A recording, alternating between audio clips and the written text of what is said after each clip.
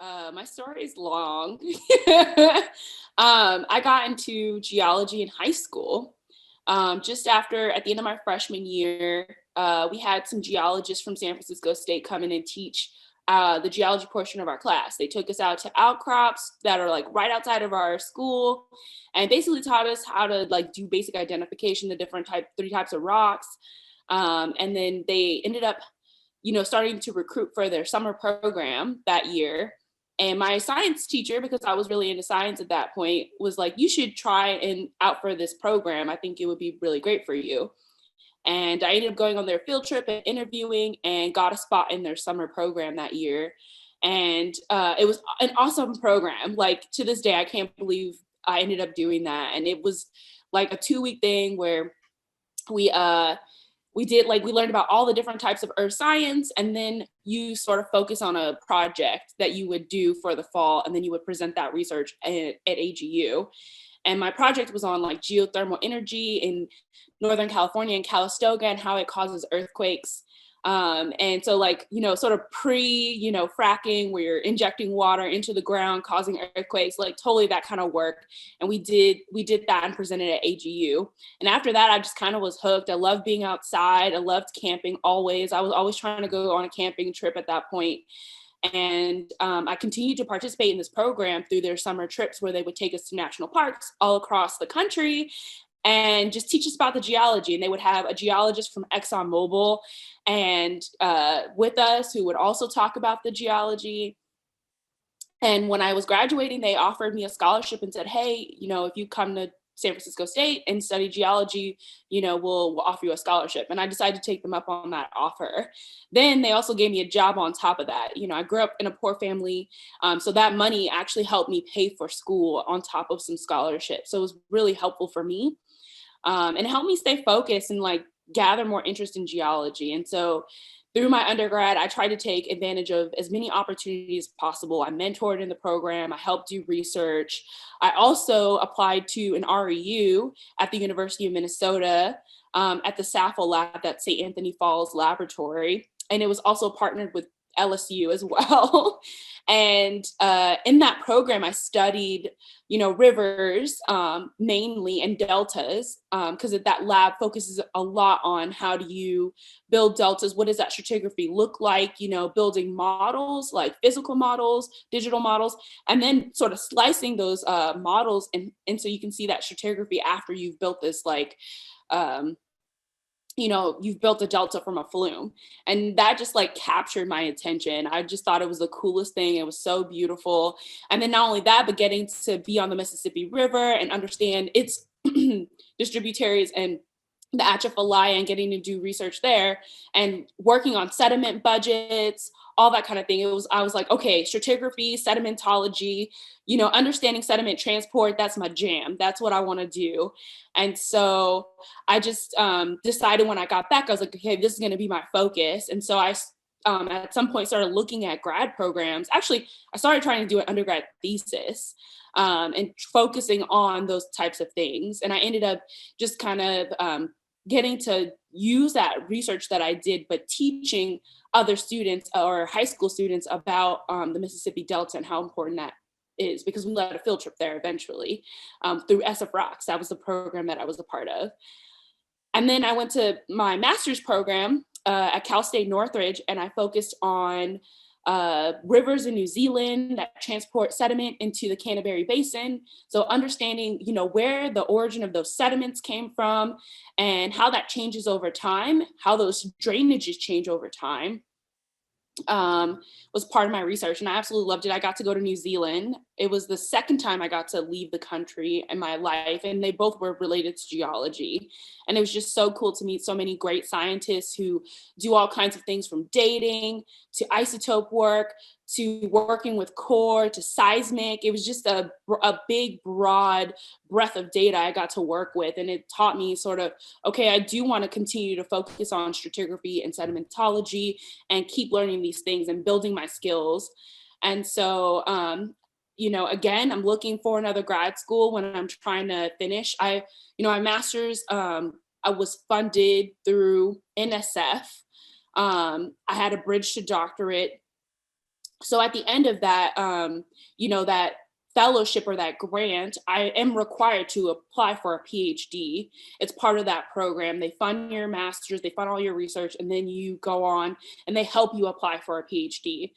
And so in that process, I look for people. I looked for professors I wanted to work with. I tried to reach out to them and meet them at conferences when I was presenting, right before I would look. And one of the people that got recommended to me was actually Kate Giles, who had just moved to UTEP. A bunch of my friends had worked with her previously. I knew Lori and Terry. Lori and Terry I had actually met in high school. And they'd been trying to get me to go to all the schools that they were teaching before. They were teaching at UNO. They were like, you got to come here. And then they got to UTEP. And they were like, we want you to come. There's a new professor. We think that would be perfect for you to work with. And so I had an interview with Kate and she was like, okay, yeah, let's do it. And so I came in and I had absolutely no idea what I wanted to work on. I knew I wanted to do strat. I still wanted to do siliciclastics, but she did carbonates and she did salt. And so, but I knew I liked that interaction between sedimentology, stratigraphy, and tectonics. So we kind of hashed out a few different projects and then came along the project where we're looking at fluvial systems and how they interact with salt, which was perfect for my interest because here I get to try to, incorporate all these skills I still have had and then also continue to do field work, which I had a heavy field work from undergrad and I did a lot of field work in my master's, but unlike most people, I didn't go to field camp because my school didn't require it. My undergrad didn't require it. It was either a thesis or a field camp because not all of us could afford to go to field camp and I couldn't and they didn't offer it. So not what I did. And so I was like, well, I still want to do field work. And so, yeah, perfect situation. I got to go out in the field all the time and do this work and did stratigraphy and that was where my PhD focused. And in between all of that, I still also did internships with oil companies. In my master's, I got into working with with oil companies for an internship. I worked with Oxy for 2 years, and then I did an internship with Chevron. And then at the end of my PhD, I did one with ExxonMobil, and they hired me on. And now that's where I work. I work at ExxonMobil in unconventionals. I work in the Delaware Basin. I work Texas specifically, and I work a couple fields trying to understand what are going to be our targets, what's going to be the most profitable for us to drill. But I mean, of course, always business case, but I still get to do a lot of geology and a lot of mapping and looking at stratigraphy and all the things that I still love. I are incorporated in my job too. So long story, but this is where I am now. Yeah. I'm sure there's many more adventures in that story. So. Oh, there's a lot. Yeah. There's a lot. I don't know if Amanda or Yvette want to ask you a question first. I'll open it up to them and then.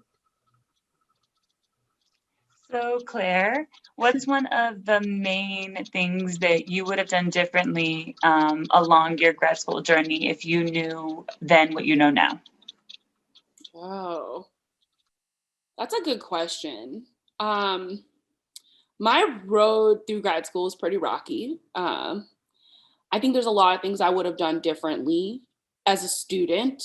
I think one of the things I would have done differently is I would have, I don't know how to phrase this. Like, I think I would have tried to be better early on how to communicate with my advisors. And being one of the things I did in undergrad really well is me and my advisor had a really great relationship and we had established goals every week. And it's in my master's that kind of got lost because I left it to my advisor to lead, even when I needed to graduate. And I think that's something I would have done differently is I would have communicated with her more effectively to be able to accomplish work goals so that we could, move myself along at a better pace, right? Like, I mean, there was science to be done and I could have done it and I could have done it more effectively. And the same thing in my PhD, it took me a little while to get the flow. And towards the end, I got better at communicating, at having the questions ahead of time when I met with my advisors, and just I got way better at that towards the end of my PhD. But if I would have had that early on, I think I would have had a much more efficient workflow. Yeah, if that makes any sense. That's one of the things I would have done differently. I think that makes perfect sense. I think it's something we forget along the way, that this is our degree and that our advisors are here to help us, not, necessarily like completely take the lead. And that's totally something I forgot too along the way. It was like, oh, I'm in charge for the most part. Like, yes, you have to listen to your advisors, and yes, they give great advice and they help, but definitely a good lesson. But it's also scary, right? Yeah. It's also scary to think that, hey, this is my research. I own this. Mm-hmm. It's scary because it's the first time you're sort of taking control of something on your own and learn. And, you don't have it all figured out. Nobody has anything. Nobody does. Ever. Is the big secret. Nobody ever tells us. Nobody has it figured out. Everybody's kind of, stumbling along the way. That's science. Mm-hmm. You fail and then you get back up and you try again. You fail again and you get back up and you try again. And that's always going to be, no matter where you are. If you're a student, if you're a professor, if you're a postdoc, if you are in my job, I fail all the time. I've done projects already and been like, well, I got nothing out of this. Like, this is what we know now that doesn't work. And they're like, that's fine. That's what we needed to know anyway. So that works out. And, I thought failing was always bad. It's not. The more you fail, the more progress you make. And I wish that's something somebody would have told me. And I didn't hear this until like the end of my PhD at a conference. When I was trying to figure out what was the next step, I was at Rocky Mountain Rendezvous and I did a workshop on how to, prep yourself for the future for after you finish your PhD. And I think that's also the thing that you should do is just like meet other PhD students, meet other master students from other schools, because guarantee you they are having the same experience that you're having. And they, and I think that camaraderie and learning from other people about how they get through, imposter syndrome and how they get through all these other things helped me come up with a plan on how to move forward. Just helped me figure out, okay, how to get that confidence. Like, this is my research. I am intelligent. I can do this. How am I going to keep going? And that was powerful. And then also having friends like Amanda and you, Kat, too, like, because you guys were my friends during my PhD. There's a lot of camaraderie there as well. I think it's funny how by accident I booked you and Evie together, and you guys both were brought in by Kate Giles, which is funny because like I had no idea. I had no idea that was the connection that brought you guys down to UTEP. So that's pretty great. Oh, I thought you did that on purpose. No, I didn't. No, so I let you all pick the dates you guys wanted to do, and so like by chance, like I learned this today that you guys were both brought at the same time to come work with the same person. Yeah. Yeah. No, it was. Yeah. No. I mean, I work with Rip too. I forget to say that I work with Rip as well, and he was also my advisor. They were both great to work with, and I learned so much from both of them. Like, I loved working where I did. I loved my research. I did. So.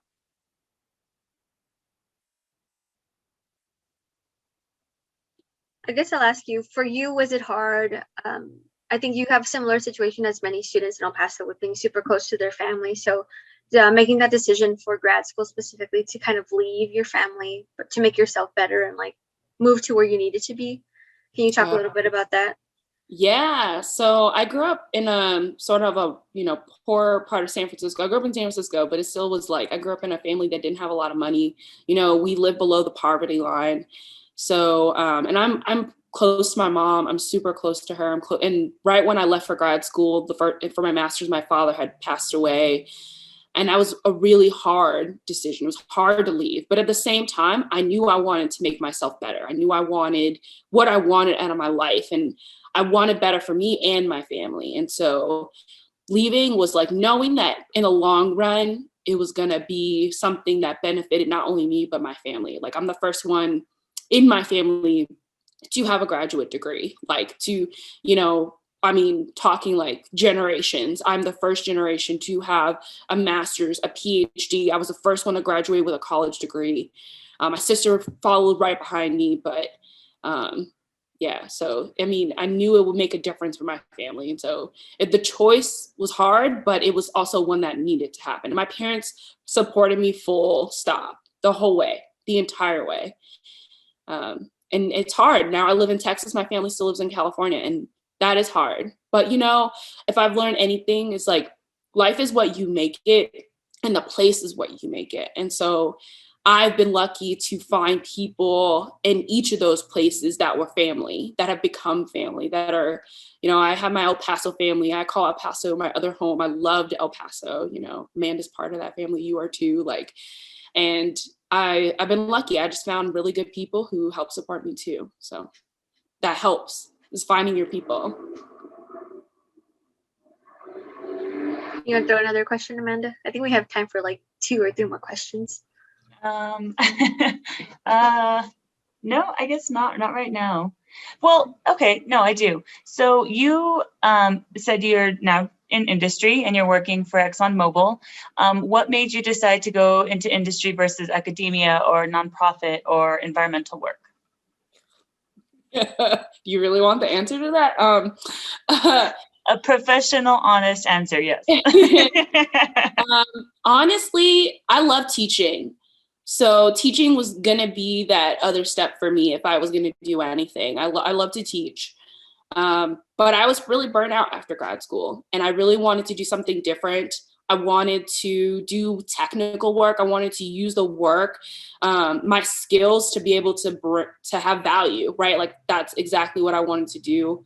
And I knew that for myself. Like I just kind of followed my gut. And I thought, you know, if I want to teach, I can always come back if that is my choice. But I really wanted to do techno work. I've been in school forever. I know what school is like. I don't know what the other stuff is like. So I want to get real world experience. And then even then later, if I decide to teach, I can bring that back with me into the classroom. So that was my choice. And I just loved being in industry. I loved ExxonMobil when I interned with them. I had a really great experience. I had a really great mentor who I learned a lot from. And so I learned that you can learn outside of school. You can learn a lot of things even outside of school.